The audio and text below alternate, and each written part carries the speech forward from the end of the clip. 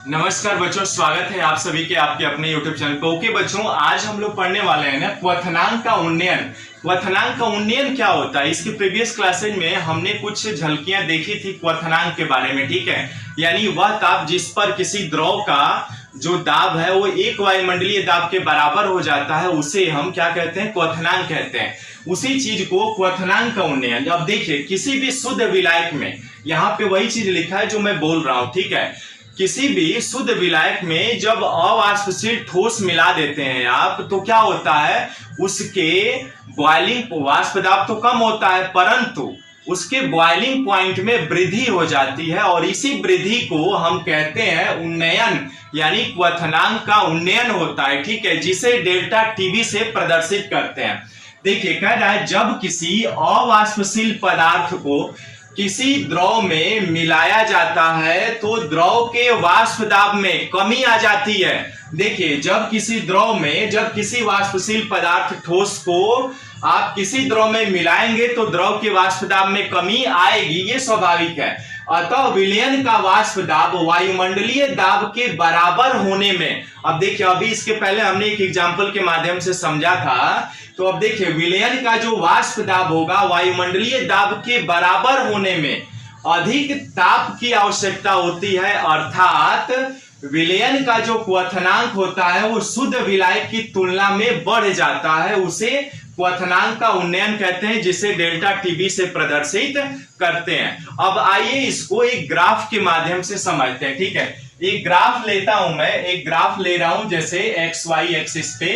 ठीक है, अब यहां पर हमने मान लिया ये एक्स एक्सिस है और ये आपका वाई एक्सिस है। ठीक है, इस एक्स एक्सिस को हमने माना यहां पर टेम्परेचर को प्रदर्शित करूंगा मैं। ठीक है, तापमान को, जिसको आप टेम्परेचर कहते हैं। ठीक है, और ये वाला जो पार्ट है वाई एक्सिस वाला, इसको हमने मान लिया दाब, यानी जिसको पी से प्रदर्शित करेंगे। ठीक है, अब देखिए, सामान्य आपने जब कोई द्रव लिया, आपने कोई भी द्रव लिया, ठीक है, अब यहां दाब हो गया, ये आपका तापमान हो गया। जैसे ही आप इसको लेंगे, यहां पे मैं एक लाइन कर दे रहा हूं वायुमंडलीय दाब का। ठीक है, ये जो लाइन है ये आपको क्या प्रदर्शित करेगी, वायुमंडलीय दाब को प्रदर्शित करेगी।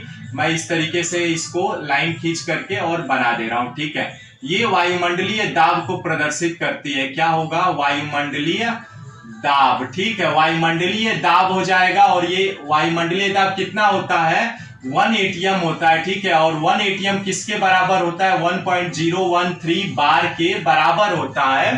तो किसी भी अवाष्पशील पदार्थ को किसी द्रव में मिलाया जाता है तो द्रव के वाष्प दाब में कमी आ जाती है।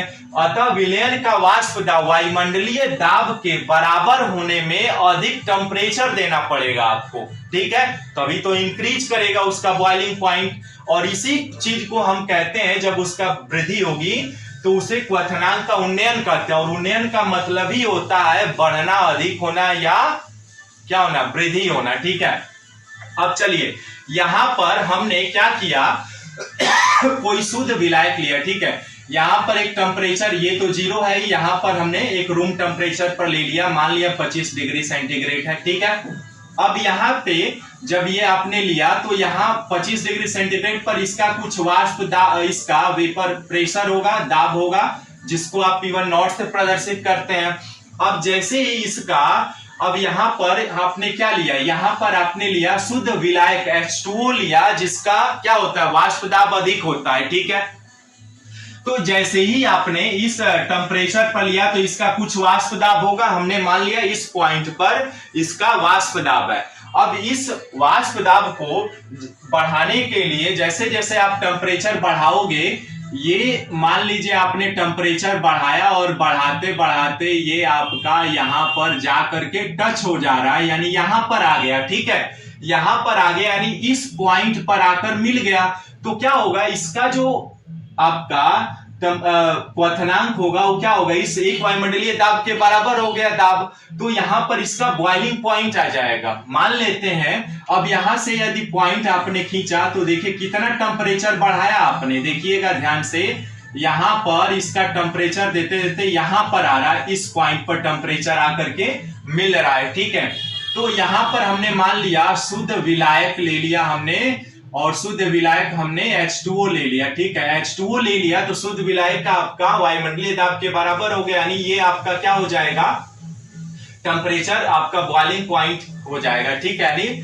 यहां पर जाएगा तो ये बॉयल करने लगेगा, ठीक है। अब ये अपने इतना इंक्रीज कर दिया, ठीक है। वैसे ही अब मान लेते हैं, यानी ये शुद्ध विलायक हो गया, तो जब आप किसी शुद्ध विलायक में आपने क्या किया, इसको टीबी नॉट से प्रदर्शित कर लिया। अब देखिए यहां से हमने ये जो आपने माना, इसको हमने टीबी नॉट से प्रदर्शित कर लिया, यानी इसका बॉइलिंग पॉइंट इतना हो गया, ठीक है बच्चों। देखिएगा ध्यान से, यहां पर जो आपने माना, देखिए हमने क्या किया, एक ग्राफ खींचा और इसी के हिसाब से समझा, एक शुद्ध विलायक लिया यहां पर H2O और मान लिया इसको रूम टेम्परेचर पर रखा हमने 25 डिग्री सेंटीग्रेड पर, इसका वेपर प्रेशर यहां पर आया, ठीक है। अब इसका वेपर प्रेशर इस पॉइंट पे आ रहा है, तो यहां पे आपने क्या किया, देखिए इसको वायुमंडलीय दाब के बराबर ले जाएंगे तभी बॉयल होगा। ये है कि हमने देखा था एक सामान्य रूम टेम्परेचर पर इसमें शुद्ध विलायक का जब आपने टेम्परेचर दिया तो ये अपने बॉइलिंग पॉइंट पे आ गया, यानी इसका हमने मान लिया बॉइलिंग पॉइंट टीबी नॉट है, जैसा कि यहां पर हमने देखा, ठीक है। अब सेम कंडीशन में क्या करता हूं, ये तो शुद्ध विलायक था, यानी केवल द्रव था। अब क्या करता हूं, इस द्रव में एक अवाष्पशील पदार्थ यानी NaCl को मिला दे रहा हूं, तो जो विलयन तैयार होगा बच्चों, उसका मान लिया सेम टेम्परेचर पर इसका जो वेपर प्रेशर है वो इस पॉइंट पर है, ठीक है। अब इस वेपर पॉइंट से हम टेम्परेचर देना स्टार्ट करेंगे और ये हमारा टेम्परेचर जैसे जैसे देंगे ये वायुमंडलीय दाब की तरफ अग्रसर होगा, यानी इस पॉइंट पे आकर के टकराएगा, यानी ये भी क्या होगा, इस पॉइंट पे टकराएगा जिसका बॉइलिंग पॉइंट है। अब यहां से जैसे ही इसको नीचे मैं ड्रॉ करता हूं बच्चों, देखिए ये जैसे ड्रॉ करूंगा तो ये इस टेम्परेचर पे, यानी टेम्परेचर आपने बढ़ाया तो इस पर बॉइलिंग पॉइंट इसका बना। यहां पे इसका बॉइलिंग पॉइंट मैं मान लेता हूं टीबी, यानी इसका बॉइलिंग पॉइंट क्या होगा बच्चों, इसका बॉइलिंग पॉइंट यहां से यहां तक जो है वो हो जाएगा टीबी, ठीक है। क्लियर है ना, यहां तक हमने क्या किया, सिंपल एक ग्राफ के माध्यम से बच्चों एक शुद्ध विलायक लिया, शुद्ध विलायक का 25 डिग्री सेंटीग्रेड पे दाब करके और टीबी नॉट पे इसका बॉइलिंग पॉइंट आ रहा है, टेम्परेचर बढ़ाया हमने, तो सेम एक विलयन तैयार किया, इस शुद्ध विलायक में NaCl को हमने मिलाया, तो इसका टेम्परेचर बढ़ाते गए तो ये टीबी पॉइंट पे जाकर के वायुमंडलीय दाब पे टकरा रहा है, यानी उसका बॉइलिंग पॉइंट है। और बॉइलिंग पॉइंट की परिभाषा से हम जानते भी हैं कि वह निश्चित ताप जिस पर क्या करता है, कोई द्रव का जो दाब होता है वायुमंडलीय दाब के बराबर आ जाता है, तो वहां पे हम ये कहते हैं कि ये जो पॉइंट है ये इसका बॉइलिंग पॉइंट होगा, ठीक है। अब देखिए इस बॉइलिंग पॉइंट में हम ये जानते हैं कि बच्चों ये वाला जो है, ये वाला जो पार्ट है, ये इनके बॉइलिंग पॉइंट का उन्नयन कहलाएगा, जिसे डेल्टा टीबी से प्रदर्शित करते हैं, ठीक है। यानी डेल्टा टीबी बराबर, अब यहां पर देखिए इसका किसका बॉइलिंग पॉइंट ज्यादा होगा, इस विलयन का बॉइलिंग पॉइंट ज्यादा होगा ना, वेपर प्रेशर में तो कम होगा, बट बॉइलिंग पॉइंट जो होगा वो TB is greater than TB naught होगा।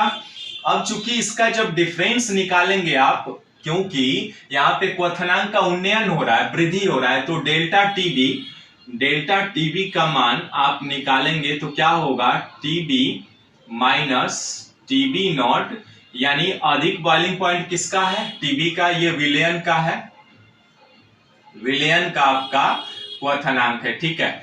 विलयन यानी टीबी का हो रहा है तो टीबी माइनस टीबी नॉट हो जाएगा, ठीक है बच्चों। यही कहलाता है क्वथनांक का उन्नयन कहलाता है बच्चों, क्या कहलाता है ये, क्वथनांक का उन्नयन, क्वथनांक का उन्नयन, ठीक है, यानी एलिवेशन इन बॉइलिंग पॉइंट, ठीक है बच्चों। यहां पे हो गया क्वथनांक का उन्नयन। अब चूंकि हम जानते हैं कि अब देखिए यहां पे जैसे ही यहां पे किसकी बात हो रही है, एक तो विलेय की बात हो रही है और विलायक का, तो कंसंट्रेशन टर्म्स में हमने किसका पढ़ा था, मोलल का, है ना, जिसे m से प्रदर्शित करते हैं। तो जो ये डेल्टा टीबी होगा, यानी जो इनका क्वथनांक का होगा डेल्टा टीबी, ये मोललता के समानुपाती होता है, यानी delta TB is proportional to m, जिसको मोलल कहते हैं आप, ठीक है, मोलल कहते हैं। और ये सर्वविदित है, जब इस अनुक्रमानुपाती के चिन्ह को हटाएंगे तो एक नियतांक लेंगे, यानी delta TB is equal to KB. मान लिया वो नियतांक क्या है, केबी है, तो केबी इंटू एम। ये हमारा एक व्यंजक प्राप्त हुआ, जिसमें केबी क्या है, केबी जो है वो क्वथनांक उन्नयन स्थिरांक है। केबी जो है, यहां पे लिख लीजिएगा, केबी जो है क्या है आपका, क्वथनांक उन्नयन स्थिरांक है, क्वथनांक उन्नयन स्थिरांक है बच्चों, जिसको नियतांक कहते हैं आप, क्वथनांक स्थिरांक, ठीक है, क्वथनांक उन्नयन स्थिरांक, या इसे ही हम कहते हैं मोलल उन्नयन स्थिरांक, या इसे ही हम कहते हैं मोलल उन्नयन स्थिरांक, ठीक है, मोलल उन्नयन स्थिरांक, या इसी को इंग्लिश में कहते हैं, क्या कहते हैं, इबुलियोस्कोपिक,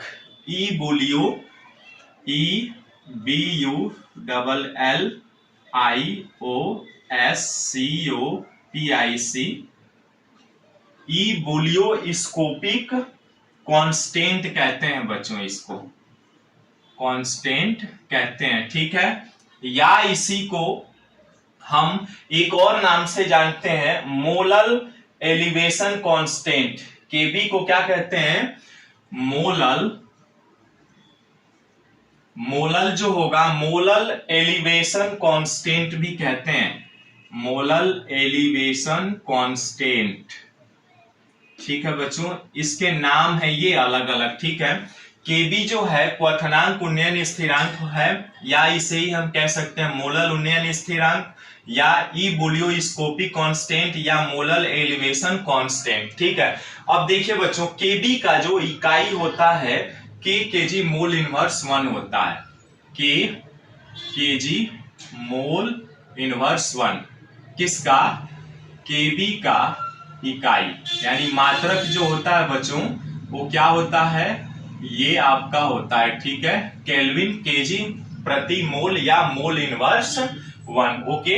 इस तरह से बच्चों ये क्वथनांक का उन्नयन कहलाता है, इसलिए कहलाता है क्योंकि यहाँ पे क्वथनांक में वृद्धि हो रही है ना, इसलिए डेल्टा टीबी बराबर टीबी माइनस टीबी नॉट क्वथनांक का उन्नयन कहलाता है, जिसे आप एलिवेशन इन बॉइलिंग पॉइंट कहते हैं। और जो केबी है बच्चों, ये एम, मोलल क्या होता है, विलेय की मात्रा, मोललता क्या होते हैं, विलेय की मात्रा, यानी विलेय के मोलों की संख्या बटे क्या होता है, आपका विलायक का द्रव्यमान किस में, केजी में। तो उसमें सॉल्यूशन आप जब न्यूमेरिकल हल करेंगे ना हम लोग, उसमें अच्छे से इसको पढ़ा जाएगा। और इसमें अभी रिलेशन भी है, मोलर मास में इसका रिलेशन निकालेंगे ना, तो एक और डेराइव करना होगा फार्मूला हमें, ठीक है। अब इन चारों को देख लीजिएगा, क्वथनांक उन्नयन स्थिरांक, या मोलल उन्नयन स्थिरांक, या इबुलियोस्कोपिक कांस्टेंट, या मोलल एलिवेशन कांस्टेंट, ठीक है बच्चों। तो इस तरह से ये आपका क्वथनांक का उन्नयन भी कंप्लीट होता है, okay. Thanks for watching this video. यदि आप नए हैं तो चैनल को प्लीज सब्सक्राइब, लाइक और शेयर करिएगा। नमस्कार।